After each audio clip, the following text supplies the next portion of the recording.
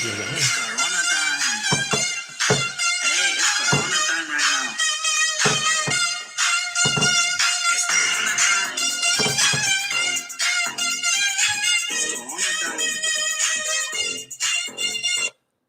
time. Hey guys. Hey, everybody. So we're going to do our first live stream. We're hoping to make this something that we can do on a weekly basis, starting off because I know everybody is stuck at home for the most part. Lots of things are being shut down right now, and we all got to kind of stick in this together. So Yeah. if you guys find us on live stream and you want to just hang out and just chat about what's going on, that's what we're hoping to do. Right? Right. So maybe you should tell a little bit about yourself. Sure. Well, I'll talk about me. So we're originally from Florida. We recently relocated to upstate New York. We lived in the greater Orlando area beforehand. We do a lot of like theme park videos. So if you go through my channel, you'll see a lot of park videos at Walt Disney World. We have not been to Disneyland. That is in our hopefully future to go check out. So we like to cover a lot of Disney content. We're hoping to expand that now that we're in upstate New York, and maybe check out like Hershey Park in Pennsylvania. Maybe check out, I think there's like a indoor theme park somewhere in New Jersey that just got built. It's like Nickelodeon. So yeah, once this whole coronavirus thing blows over, hopefully we can check all that out. Yeah.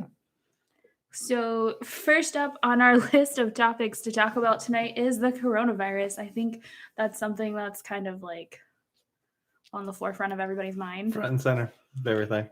As I mentioned before, we're in New York. New York and California, I think, are like one of the first two states to really kind of hone in on making everybody stay at home. And Illinois. So people in Illinois as well have been locked down. Our lockdown doesn't start technically until Sunday. So we're not technically on lockdown, but almost everything here is closed anyways. Except for, of course, grocery stores are still open and gas stations are still pretty good. Mm-hmm. But everything's closed. And you have like barbershops and stuff are already starting to close. Tattoo shops. Yeah. Pretty much everything is going to be shut down as of Sunday. Yeah. So we're just trying to make it through. Nacy actually works as in the medical field, so she's still out doing things. I do marketing, PR, and communications. So right now I don't have to really leave the house anyways. Stay home. Yeah. He gets to stay home in our lovely little bubble. And I think Loki, our dog, is enjoying having the extra company. Yeah. She does not like to be alone anymore. So one of the interesting things that I think that's happened, obviously restaurants are closing, so it's like takeout only. I just saw a notification from Uber Eats today that says there's a leave at the door option for a no contact. For us, I don't think that'll work. We couldn't do that here. They can't even find our apartment. So we just basically giving it to other people, which is great, I'm sure, but we would never get our food. I get a phone call like every time, hey, I'm outside your apartment. And I'm like, go outside. I'm like, no, you ain't, bro. To be fair, it doesn't bother me very much because I honestly don't care for going out as much as she does when it comes to restaurants. But for now that we're in New York, though, there's not a whole lot of places that. Yeah, but still, for me, staying home, I honestly would prefer eating at home than going out. That's just me. So it doesn't bother me as much as it bothers her. She likes to go out more than I do. I do like to go out because I like to get out of my space and kind of enjoy, but it's definitely been a little bit of an adjustment. But to be fair, we've had mostly takeout since we've gotten here. Mm-hmm. We really haven't gone out that much. We went to like Dinosaur Barbecue twice. There's a place called Recovery Sports Bar that we've gone to a few times. Five Guys. I think that's it. Like we just kind of stick to like our own kind of places. Yeah. It's not like Disney where like we could just go to the hotel. We definitely miss Disney on that aspect. Yeah. Because you could, so for you people who live in Orlando, if you've never have, the coolest thing about living in Orlando, just even beyond Disney, is like there's so many restaurants and stuff to try there that you could literally try any type of food you want. Here, there's some interesting stuff, but it's just there's not that wide variety. It's like pizza is a big thing here, which I'm sure is everywhere too. Sandwiches, I've seen a lot of like sub sandwich places, but most of them are like chains. Pretty good so far, but most of them are chains. and then that's it. And of course you have the fast food stuff, but like that's kind of it here. Yeah. So it's definitely different and a change that's just kind of interesting so far. We haven't. I'm sure there's great ones out there. We just haven't found them yet. But it's been an adjustment. Yeah.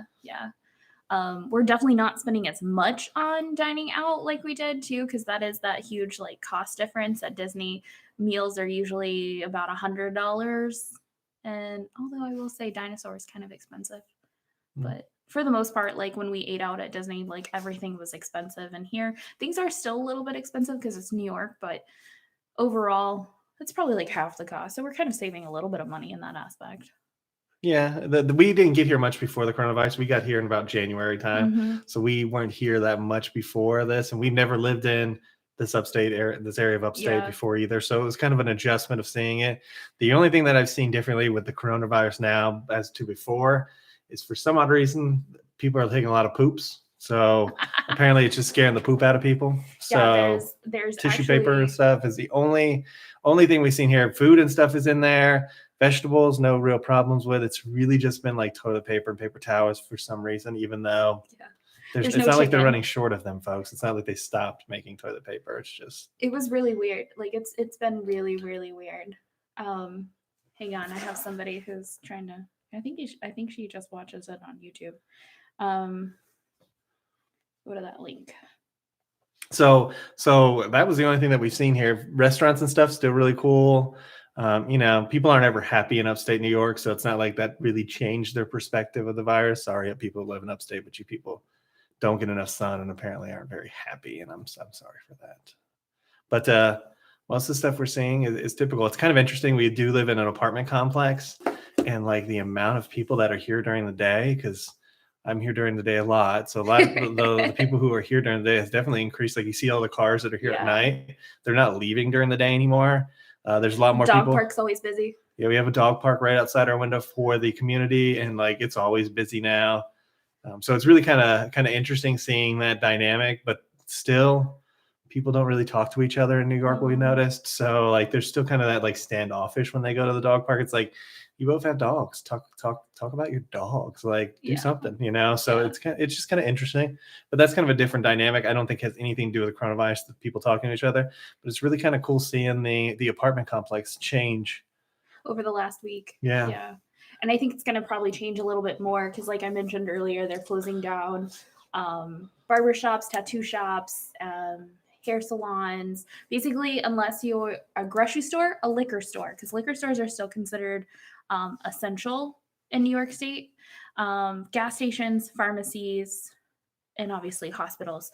Those are the only essential businesses that are going to stay open right now. So I think we're going to see more people at home. And I think the sad thing is going to be like, we have all these people that aren't working, especially if you're somebody who works at a tattoo shop, you're a barber, you're a hairstylist.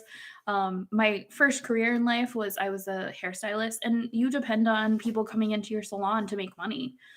Same thing with servers in the restaurants. We're doing takeout only. So those servers that used to wait on tables are no longer having tables to wait on. So I think we're going to see a lot of people struggling. So if you can help out your neighbor, if it's within your means, by all means, like we should all be checking in on each other and just seeing how everybody's doing. Because I think as the weeks roll through, it's going to get a little bit harder for some of us that don't have work or don't have like a savings to tap into, which I think is a lot of Americans. So I think if we can all like check in on each other and just make sure everybody's doing okay, I think that's huge. I think that'll be a huge help. So yeah, the one thing I can recommend, it's kind of my life philosophy, is every day you get up before you go to sleep that night, you want to make the world just a little bit better. And by doing that, you can just go out, talk to your neighbors, even if it's through the doorway, and say hello and make sure they're okay. Or there's like WhatsApp and other things that people are using to kind of communicate with their communities and make sure that everyone has what they need. Just care a little bit more and just make sure that we get through this, because it's going to get worse with people losing their jobs. It's not the stuff that we have shortages of. It's the fact that people aren't going to be able to go out and work. That's going to really become the problem. And then getting back to work is going to be a struggle too, is getting back in that normalcy and kind of picking back up where we left off. Because obviously if you're not working, you're going to go with like just the essentials you need to get by. The extras are going to kind of go to the wayside. So right. And so it's just to make sure that, you're considering that. And And when it does end, because it will eventually, the biggest thing is to make sure you go out there and live your life again, because that's how people make their money in this country, is really by people living it. So yeah. So that being said, I think another interesting thing that's happened with this whole coronavirus is that they shut down all of Disney parks all around the world. I mean, shut down. I think that's kind of crazy. It's never really happened before. Walt Disney World, I know, is only closed a handful of times, and that's because of hurricanes. And even then, it was like a couple of days. They kept staff on board. You know, they didn't kick everybody out of the hotels. But as of, I think, last weekend, Downtown Disney in California is closed.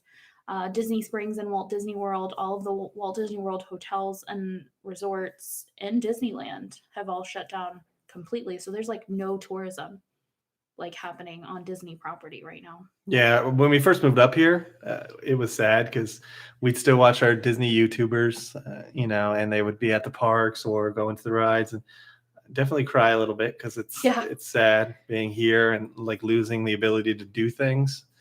But now it's just as bad down there as it is for us. So we definitely understand the withdrawal from being in such like a populated area where you could do things, and now just being stuck inside the whole time.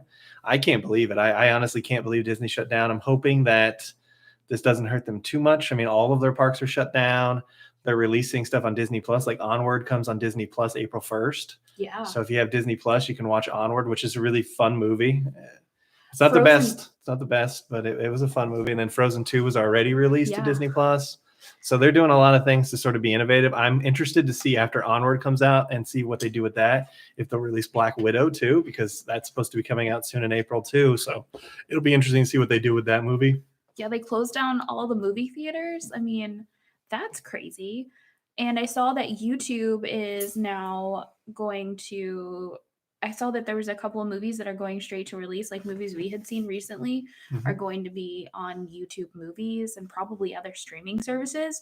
So I find that's totally different and weird, because if you think about it, they're not going to make any money at the box office. So their best chance is to try and release it to the internet and hope that we all buy into it. And I think that's a good idea. Yeah, my biggest fear is they're coming out on April 1st, so hopefully it's not an April Fool's Day joke. But April Fool's Day joke, yeah, that's true. But what we've seen too of the videos of our fellow YouTubers out there vlogging around Disneyland and Disney World, it's just kind of like barren. It's kind of crazy. It reminds me of right after like a hurricane or right before a hurricane, when everyone's inside like hunkering down. They're just kind of hiding in place. And if you're one of those people that has to do something out in the community, like I was an electrician during one of the big hurricanes, Charlie, down in Florida, and it was like that. Basically, everyone's hunkered down in place, everyone's hidden, and yet you go out in the streets, and it's just kind of like this weird ghost towny feel that you get. And I feel like that's what you see when you're looking at some of these videos. Yeah. Now we're not advocating going out if you're in Orlando and looking at them. We're just saying you can see some of it on YouTube and kind of see what it looks like. There's been quite a few YouTubers that have kind of walked around and have shown the empty parks, empty downtown Disney and California. Even today I saw like Adam the Woo's video. He was going around on 192 in Kissimmee, which was like literally in our backyard. It was like our neighborhood, and there's like nobody on the streets. There's like absolutely like nobody out hanging out. There's nobody in any of the gift shops. And so, that's like another thing that's going to kind of be interesting. However, I did see that there's a place in Kissimmee called Old Town, and there's like a Ferris wheel. There's a couple of different like carnival like attractions that was still open for business. So they do still have a few places that are still open. Florida hasn't gone to this like huge, massive like shutdown like New York State has. So there are a few places that are still open, but if you get a second, check out like Adam the Woo. He's got a few videos up, and I think Paging Mr. Morrow was another one that has a few videos up. So check them out, because it's kind of interesting. It's weird, and I think it's going to continue. I saw another vlogger was talking about he lives close enough to see Disney fireworks every night, and since Walt Disney World is closed, he hasn't, like, they would walk their dog every night and watch fireworks, and they haven't had that. So it's like a weird new norm that's kind of occurring. Right. And that's for everybody. Yeah. I'm sure there's other places too around that are seeing the same things. And it's just fascinating. Even here, the roads typically are like, they're not as busy as like New York City, obviously, in upstate, if you've ever been there, but like the roads are pretty barren too. And like people are showing other pictures where the just kind of roads are kind of empty. And it's definitely very, very hurricane-like for me. And curfews are popping up in different towns. Last night I was at a hospital in Binghamton, and they had a curfew. I thought that was weird. And then like outside of that town, there was no curfew. So, but there's still McDonald's open. So thank you, McDonald's. Yeah, McDonald's. No, I'm serious. Thank you, McDonald's employees, for being there and working your way through this, because honestly, sometimes that's all you have to eat. If you're in the medical profession, you're working 24 hours. You fast food workers out there don't get enough love credit, for sure, for what you're doing, as well as grocery store workers. You guys are out there working really hard. Whereas me, I just sit behind a computer and make people look nice and sound good all the day. And computer apparently wants to say hi. Go away. Anywho, so thank you to everybody who is keeping everybody floating. Because if we didn't have grocery store workers, where would we get our toilet paper? Yeah, and then talking about grocery stores, I know that a lot of people are seeing it on the news where they're out of TP and stuff, and they're out of everything. For us, at least, we're not seeing that much, other than, of course, toilet paper and paper towels and Kleenexes.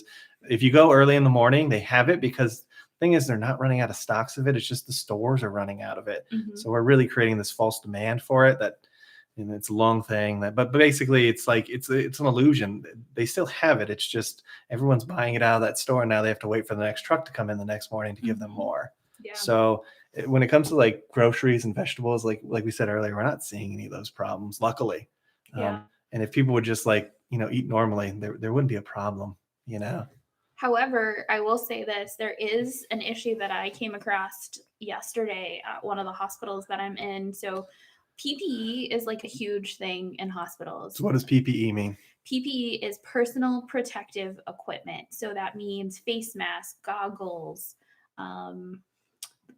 What's the best thing? How can I describe this? It's like a cloth jacket that you put over your clothes. So think when you see those videos, those pictures of like surgeons and stuff getting ready to operate, all that stuff that they're wearing to protect them, that's considered PPE, right? Yes, that's PPE. And the unit that I was on had enough PPE to protect their staff for 3 days, as long as they were rationing it. And by rationing, I mean they were told to take the face masks and put them in their pocket and essentially keep it on them for the rest of the day until that face mask was no longer like any good.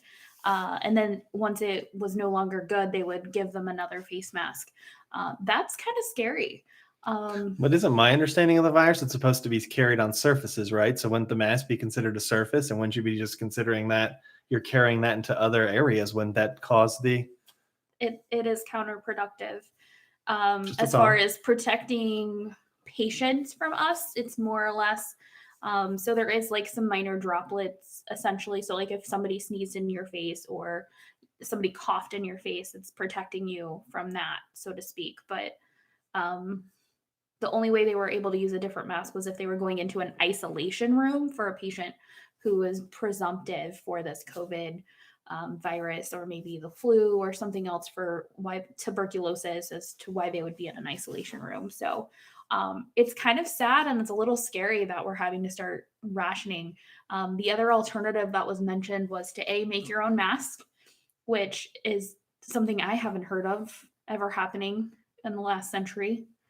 And that's not true. Bank robbers used to make their own mask when they were in like the Pony Express days. This is true. But in the last century, as far as healthcare goes, I don't think that's ever been an issue for us. And then the other thing was to wear bandanas. So it's an interesting time in healthcare for sure.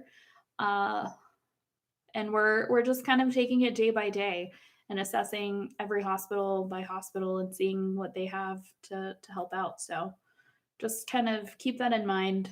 If you know anybody who has masks that, they don't need because they're not immunocompromised, definitely consider donating them back to the hospitals, because it is definitely something that the people who are working on the front lines directly with those patients definitely need to have access to.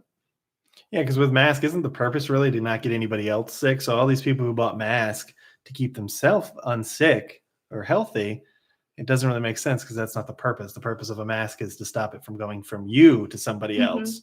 So really there's no purpose. And if you're sick, don't go outside. Figure out another way. Like Just reach stay out, home if you're reach sick. out to food delivery services or pantry delivery services if you can, so you don't have to risk infecting. And remember, even after you stop having a temperature, you're supposed to wait, I think, 7 to 14 days before you even go out. So even if you're feeling better, make sure you check your temperature. And then once you stop having one, you're supposed to wait like a week to 2 weeks before you even consider going outside. Just be smart about it. Everything is slowing down. Take advantage of it. Read a book, spend time if you can. I understand there are some cases where people are really scared and stressing. So do the best you can to stay at home for the most part. And we're all going to get through this together. It'll be fine, in 2 weeks. And remember, election season's coming up. So for those people who've lost their jobs or are worried about their health care, take some time, look into your local candidates as well as your national candidates and think about, Medicare for all. Make sure that they support that 100%, and we'll actually put that in place, because these are some of the things that are going to help. And also safety net programs, make sure they're in support of that. People always talk about cutting taxes, but really what you want to look at is, do they care about safety net programs? Because those are what's going to save people when stuff like this occurs. Your food banks, your shelters, I know right now there's a big thing about making sure no kid goes hungry. Yeah. Because there's a lot of kids that are out of school that are at home, and typically they get that meal at school, and that might be their only meal. So consider donating to those charities. I know that's a big thing. My sister actually works in a very low income area as a teacher, and I know she was concerned with school not moving forward in person. They're all now digital, that a lot of her kids either weren't going to have access to technology because they're just that low income, and B, meals. That's a huge thing if you're low income and you don't have a lot of access. So keep that in mind if you have the means to do so. I'm not talking about means. I'm just talking about look into the people you're going to elect. November's coming up. You have time at home, so some good reading. At least you can find out more about them. That's true. And local government is usually where you're going to see the most change. Yeah, is in your local. If your local government is supportive of change in those services, that's where you're gonna see it, and then it usually, hopefully, can build up from there. So, grassroots is the way to go for sure. So kind of switching topics a little bit, moving forward and looking to the future. Obviously, we love talking about Disney stuff. And my thing is, when do you guys think Disney's going to reopen? I think it's going to be a while if I was betting on it. I don't think we're going to see Disney parks in America reopen till late summer. Yeah, I think we're talking mostly about Disney America. I'm not really sure about the Disney Europe or Disney Hong Kong and stuff. And I don't really know about those too much. But what I would say is, when they laid off all of their college program people, and for those who don't know, the college program is a huge part of Disney Orlando. Their theme parks are probably 2/3 of the employees you ran into, maybe even a higher percentage than that, are Disney college program people. So that's their huge workforce in Orlando. With them gone and the next school semester not starting till August, that leaves a lot of holes there. They also canceled hotel reservations till I think they said June or July. End of June, yeah. So you got July, that's summer. And August isn't that far of a stretch. So they could probably open a limited capacity in July. But I bet you their projections are somewhere either July or August is when they're planning on opening up, which is, it's a long way off. Yeah. And I think it's going to really depend on this curve and how well we can kind of keep people not sick. Obviously, there's a lot of things that play into that I can't really get into in 5 minutes, but I think it'll be interesting to see in about 6 weeks where we're at as a country, because I think that will really kind of set the precedent as to how things reopen and how we stagger back into normal life. But I think Disney's going to take a huge hit financially if they haven't already. I think the parks are going to be slow to open. And then I think when they do open, I think there's not going to be that many people that are going to be able to have disposable income per se to kind of come and have a week-long vacation at Disneyland or Disney World. I think it's bigger than that too. I think the fact that they're canceling all their vacations, it takes time for people to plan for vacations, even when they have money. So you have that. So there's going to be a window that's going to happen. Mm-hmm. People don't know. So no one's going to book in August if it hasn't been open, so Exactly. there's a lot of sort of variables. It kind of reminds me after like the terrorist attacks around September 11th, like the slowdown that they saw after that. I can see that happening, and depending on what happens with like the airlines and stuff and how that money gets worked The out. hotel industry, there's a lot of cards at play here that are kind of unfortunately being thrown in the air. So we'll have to see where they land. But I think Disney's going to end up dropping their ticket prices. I think that's what's going to ultimately have to happen. That's just my prediction. We'll see. I think so too. But the funny thing was, even before they closed, they were losing some of the like annual pass holders and stuff weren't renewing because of the prices. And this isn't going to help that situation, obviously. So it'll be interesting to see how they react to that sort of outside variables that they clearly hadn't planned for. And they're not doing any construction right now while they're closed. They have completely shut down. No, they said they started that back up. They started again. back up. Yep. Okay. Well, that was old news. But I was going to say, if they weren't going to construct while they were gone, they're going to be like way behind the 8 ball as far as there's a few new rides that are under construction right now. Ratatouille is under construction. They're doing construction on the castle. You've got Tron coaster that's under construction. I do worry with some of the new rides, like with when Rise of the Resistance was being built, if anybody remembers back then, they had like a lot of opportunities that they were going to put like live actors as stormtroopers shooting at you instead of the TV screens. And then they did some cost cutting measures because it was over budget. I wonder how that's going to affect the new rides. Like not so much Ratatouille, because that's kind of an established ride from France. They're not really changing that much, but other rides like even Tron's kind of a repeat, but Guardians of the Galaxy, there's an opportunity there where they could sort of make cost cuts too. Who knows? But that scares me because you have so much potential with some of these rides, and some of them could be amazing. And they're doing a total overhaul of Epcot. Yeah. I mean, that whole front of the park is completely under construction. So there's a lot of things that they could really cut corners on, and I'd hate to see them do that because that would just make me sad. Just a little bit. Anyways, new world we live in. I know, right? I clearly I have some privilege there because like I was lucky. Like we lived right outside of Disney World and we went at least 2 or 3 times a week. And I got to experience the parks in a way that most people don't really get to experience the parks. Mm-hmm. So it's definitely has a soft spot for me. And obviously when we moved to New York, it's been a struggle.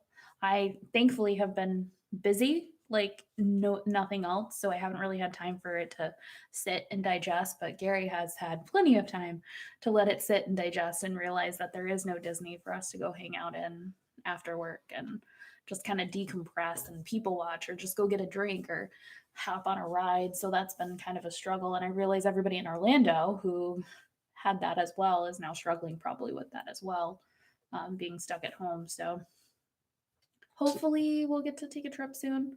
So our last kind of topic we wanted to cover tonight is really, so what are we going to do to get through time? So what are you going to do, Nacy, to get through it's Corona time? Get through Corona time? I think my goal is to really try and live stream a little bit more. I want to get back to my YouTube. I want to get back to my YouTube channel, start making more videos. I'll probably try and do some more home vlogging, try and get that done. The other thing, obviously I work a lot, so I'm going to be working probably a little bit more. We're trying to be more remote and stay home, but it's really hard to do that in the industry that I'm in because we do have to be on site to do what we do. And probably the other thing is probably try and cook more. Takeout gets really expensive. It's not the worst thing ever, but I think I'm going to try and find some new recipes and try and cook some more. For me, that sounds good, but for me, what are you going to do? I don't know. I keep offering my services to other like nonprofits. I have a background in social media. I was running the Donate Life Florida social media campaign for a while. So every time I offer to volunteer to help, they're like, oh, take a look at our social media page. So I've got a couple of those I need to look at and get back to some people. So that'll keep me in the house and actually doing something interesting. Beyond that, though, video games. I do like video games, but I don't really have anything that I'm really playing that I love a lot right now. So I'm just kind of reading, doing some internet work, trying to keep my skills. I'm learning Spanish. I have a very limited knowledge of Spanish right now, but I could probably keep on a basic sentence with some people. So that's kind of what I'm doing, just trying to educate myself, trying to grow, and looking for opportunities to do more as we can. It'll be fascinating to see how some things transition as we continue on in the new Corona world. And if you guys are watching this, I'm curious like what you guys are doing to get through this. Yeah. I'm not sure if you have the ability to comment, but if you want to chime in and leave a comment about what you're doing to get through this whole Corona time thing, what you're doing to stay busy and kind of keep your mind busy and trying to like stay off the whole like, oh my God, the world's coming to an end, so to speak. So I'm just curious like what everybody out there is doing to get through this time and what you're trying to do to help people and support people, or what you're doing just to kind of keep your family sane. Yeah. I saw a interesting meme that was people talking about you don't understand what it's like having kids at home. And I know some of my coworkers are kind of going through this as well.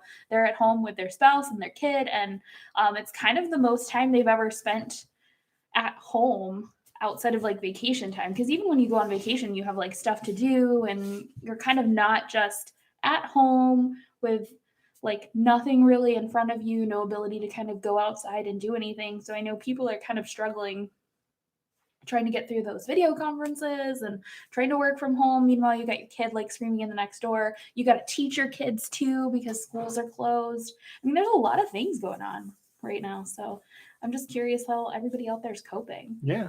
And also take some time in the vlog if you want to give us some feedback. This is our first live stream. Yeah. So we're just sort of trying it out. We're hoping to do it about once, maybe twice a week moving forward. And we look forward to seeing you all out there while we're doing this. Okay. Yeah. So just make sure you guys like and subscribe. And if you want to, I have a Facebook page. I will post on Facebook when we're going live. That way you guys can chime in. I'm not really sure how all this works. We're kind of going by the seat of our pants here. But if you guys enjoyed this live stream and you want to be notified for future live streams, make sure you guys hit subscribe, hit the like button, leave us a comment below, give us some constructive criticism, and we'll take that into account in the future, because this actually was really kind of fun. I kind of enjoyed this kind of chatting and kind of telling you guys like what we're doing and how things are going. And I think it'll be interesting to see how things go after Sunday, because everything shuts down on Sunday. And we're looking forward to hearing from you guys too. Yeah. So if you guys want to see us tomorrow, maybe we'll pop back on tomorrow. I can't really give you a date because my work schedule is a little bit weird. Yeah, but you'll see us. So everybody out there, we'll see you guys in the next live stream, and just make sure you stay humble. Stay humble, folks. Bye, guys. Bye. How are we at? End.